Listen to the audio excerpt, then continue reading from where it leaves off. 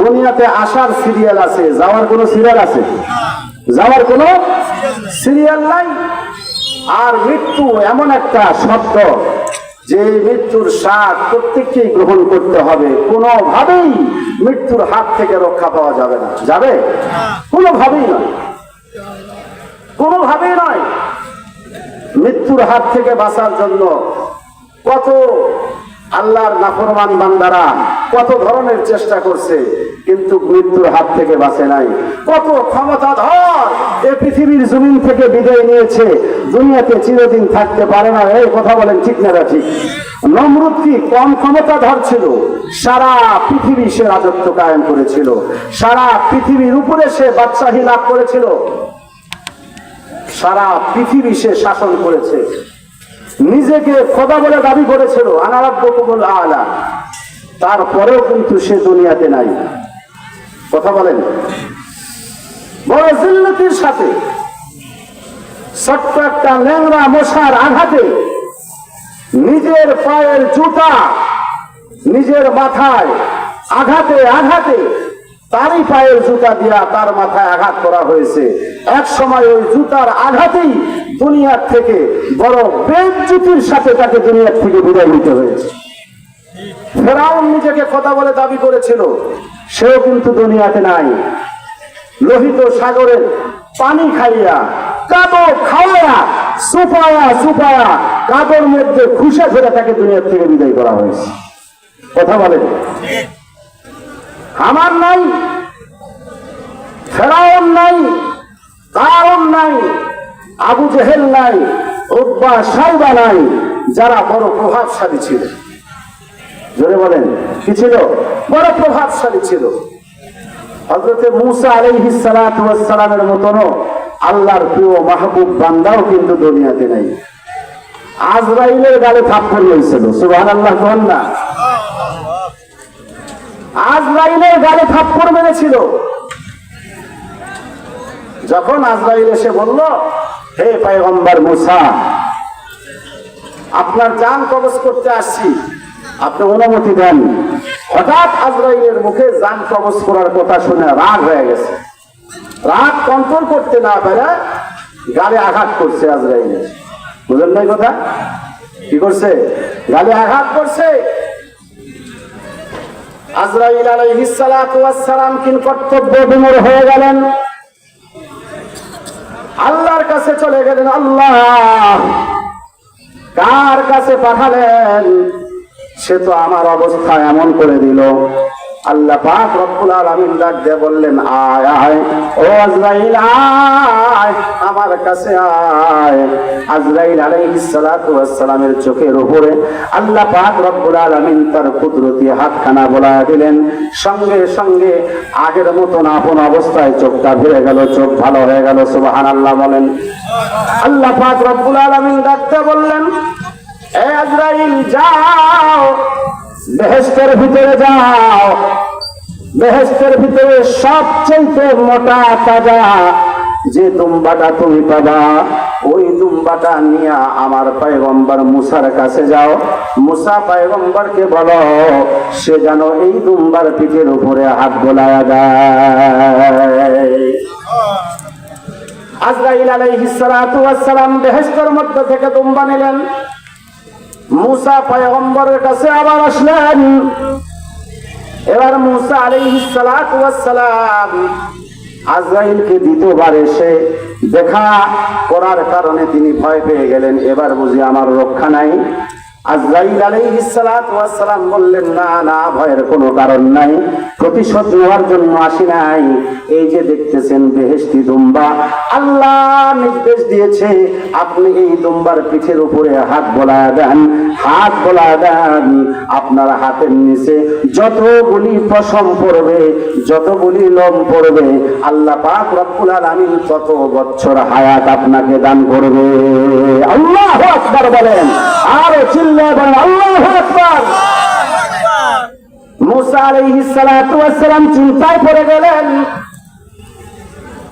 আজরাইলকে ডাক দিয়ে বললেন, ভাই আজরাইল,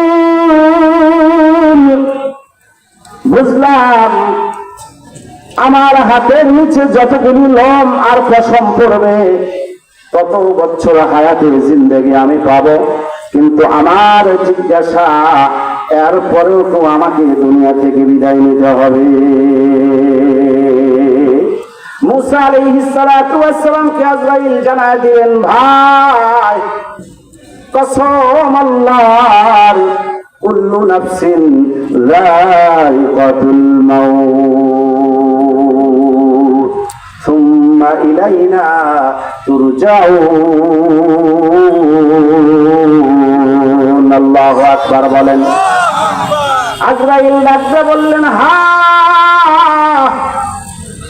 হাজার হাজার বছর আপনি হায়াত পাইতে পারেন, তারপরও যখন মেয়াদ শেষ হয়ে যাবে আপনাকে মৃত্যুর স্বাদ গ্রহণ করতে হবে, দুনিয়া থেকে বিদায় নিতে হবে, মৃত্যুর স্বাদ গ্রহণ করতে হবে। মৃত্যুর থেকে বাঁচার কোনো উপায়, এই কথা বলেন, বাঁচার কোনো উপায় নাই।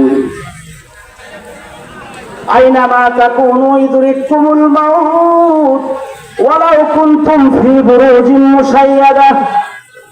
আপনি যে অবস্থায় থাকেন না কেন, মৃত্যুর সময় যখন ঘনিয়ে আসবে, এই আল্লাহর গোলাম, আপনি যদি লোহার প্রাসাদও যদি তৈরি করেন, লোহার প্রাসাদও যদি নির্মাণ করেন, আর মৃত্যুর হাত থেকে বাঁচার জন্য যদি ওই লোহার নির্মিত প্রাসাদের ভিতরে যদি আপনি অবস্থান করেন, তারপরও আপনি মৃত্যুর হাত থেকে বাঁচবেন না, যথা সময়ে আপনার জান কবজ করা হবে। মৌতু কাসিন কুল্লু নাসিন শারবু, মৌতু কাসিন কুল্লু নাসিন শারবু, কবর বাইতিন কুল্লু নাসিন দাখিলু। मौत को मत दूर समझो, मौत को मत दूर समझो, मौत है हर दम करीब, तुमको मोहलत ना दिएगी दम हलाने आए गरीब।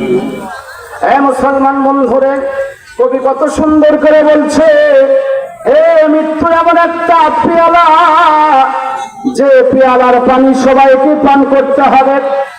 মৃত্যুর সময় যখন ঘনিয়ে আসবে, চোখের পলক ফেলানোর সুযোগ তোমাকে দেওয়া হবে না, তোমার জানটা কবজ করে বাহির করে নিয়ে যাওয়া হবে। এই বাজান রে আমার, সুতরাং বোঝা গেল দুনিয়া চিরস্থায়ী নয়, দুনিয়ার জীবন হলো ক্ষণস্থায়ী। কথা বলেন ঠিক না ঠিক? চিরস্থায়ী জিন্দেগি কোনটা? মরণের পরের জিন্দেগি, আখিরাতের জিন্দেগি। এজন্য নবী আলাইহিস সালাতু ওয়াস সালাম পবিত্র জবানে ইরশাদ করেন, আল কাইসু মান দানা নাফসাহু ওয়া আমিলা লিমা বাদাল মাউত। প্রকৃত জ্ঞানী ওই ব্যক্তি যে তার জীবন চলার পথে প্রতিটি ধাপে ধাপে, কদমে কদমে, খানা খাইতে, ঘুমাইতে, কাজ কাম করতে, ব্যবসা বাণিজ্য করতে, সর্ব অবস্থায় আখিরাতের ফিকিরটা মাথার মধ্যে রাখে। আমাকে মরতে হবে। কথা বলেন, কি হবে? মরতে হবে। কারণ মৃত্যুর পরের জিন্দেগি দুইটা দিক।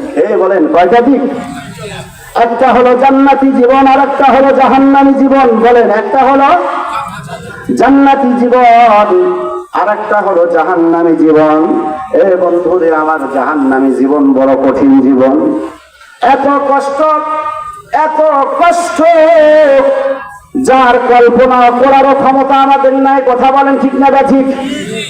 عن أنس رضي الله تعالى عنه قال قال رسول الله صلى الله عليه وسلم يؤتى بعلم أهل الدنيا من أهل النار فيصبغ في النار صبغا ثم يقال يا ابن آدم هل رأيت خيرا قط هل مر بك نعيم قط فيقول لا